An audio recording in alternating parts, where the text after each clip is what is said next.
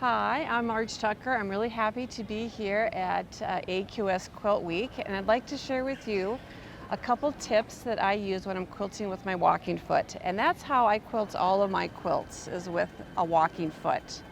And I'd like to show you what I do at the beginning to start. So first, I like to bring my bobbin thread up to the top, and how I do that is I have my top thread and I'm holding it with one of my hands.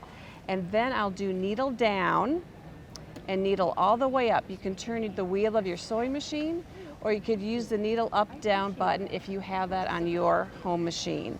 So I'm putting the needle down, bringing it all the way up, and then now I'm just lightly pulling on my top thread, and it brings up a loop of the bobbin thread, and you come in with something sharp and pull that loop up, and then tuck it behind your foot. And that way you don't get that little knot of thread on the back of your quilt, and it will just keep the back of your quilt looking very nice and neat.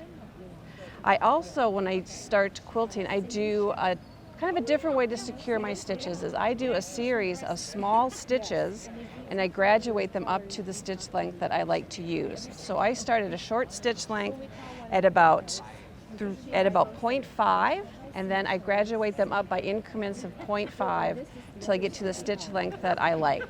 It's a very secure way to secure them, and you really don't notice it. If you're starting to quilt in the middle of a quilt, it's very, very not noticeable at all. So that's what I have to share with you today. Thank you.